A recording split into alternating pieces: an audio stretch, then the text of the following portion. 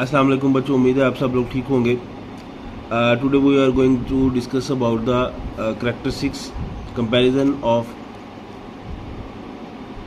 Compare the properties of ionic and covalent compounds.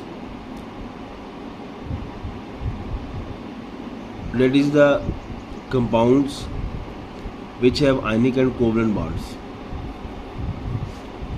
So first of all, ionic compounds. In ionic compounds, oppositely charged ions are properly arranged to give a crystalline structure. As a result, the compound is neutral. Ionic compound oppositely charged मतलब ये है कि वो ये समझाना चाह रहा है कि जैसे मेरे पास sodium plus chlorine sodium chloride, तो पॉजिटिव नेगेटिव वाले आपस में आयनिक बांड के ज़रिए मजबूती से जुड़ जाएंगे और क्रिस्टलाइन स्ट्रक्चर बनाएंगे। क्रिस्टलाइन से क्या मुराद होती है? क्रिस्टलाइन से मुराद ये होती है कि वेल डिफाइंड, जिसके कॉर्नर मौजूद हों, जिसमें एंगल्स मौजूद हों। ठीक है। As a whole the compound is neutral.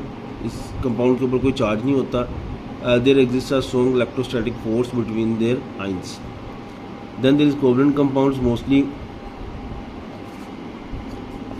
exist as discrete neutral molecules. There exists a strong electrostatic attraction between the nuclei of the shared electrons. कहते हैं कि जो covalent compounds होते हैं वो discrete molecules की शक्ल में होते हैं। ये आयनिक बांड्स की तरह मजबूत नहीं होते, लेकिन बहरहाल इनमें फिर भी स्ट्रॉन्ग इलेक्ट्रोस्टैटिक फोर्सेस मौजूद होती हैं और वो इनके मॉलिक्यूल्स के दरमियान होती हैं, उनके न्यूक्लियाई के दरमियान होती हैं, उनके न्यूक्लियस के दरमियान होती हैं। मतलब कोवलेंट बांड में जैसे मिसाल के तौर पर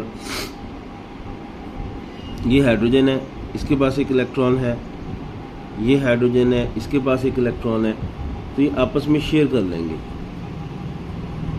तो ये H2 बन जाएगा। तो कहते हैं कि जो इलेक्ट्रॉन्स हैं इनको इनके न्यूक्लियस खींच रहे होते हैं। ये एक एटम है, ये इसका न्यूक्लियस है, सेंटर में प्रोटॉन और न्यूट्रॉन मौजूद है। ये दूसरा एटम है, ये इसका न्यूक्लियस है। तो ये जो यहाँ पे शेयर्ड इलेक्ट्रॉन है इनको इनके न्यूक्लियस अपनी अपनी तरफ खींच रहे हैं। तो ये जो स्ट्रॉन्ग इलेक्ट्रोस्टैटिक फोर्स है उसको हम कोवलेंट बॉन्ड कहते हैं। पॉइंट नंबर 2 है ionic compounds are usually solids having high melting and boiling point. The melting point of sodium chloride is 801 centigrade because it is difficult to break the strong electrostatic force of attraction between the opposite charge ions. वो कहते हैं कि जो sodium chloride है इसका melting point बहुत ज़्यादा होता है, तकरीबन 801 सेंटीग्रेड तक होता है। तो which actually explain that ionic bonds are stronger bond as compare to covalent compounds. So covalent compounds are made two or more non-metals. Low molecular mass covalent compounds are gases or low boiling liquids. High molecular mass covalent compounds exist in solids. Generally they have low melting and boiling point. यानी कि जो ionic compounds हैं उनका melting यानी कि पिघलना, boiling, उबलना ये ज़्यादा पॉइंट होता है as compare to covalent compound. उनका मेल्टिंग और बॉइलिंग पॉइंट कम होता है और ये आमतौर पर या तो गैसेस में एग्जिस्ट करते हैं या फिर लिक्विड में, और अगर सॉलिड्स होंगे भी तो उनका जो मेल्टिंग और बॉइलिंग पॉइंट है वो कम होगा। पॉइंट नंबर 3 है ionic compounds are generally soluble in polar solvents like water. ये पोलर सॉल्वेंट में सोलेबल होते हैं जिस तरह पानी है।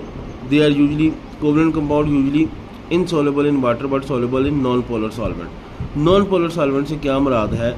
जैसे पेट्रोल, थिनर,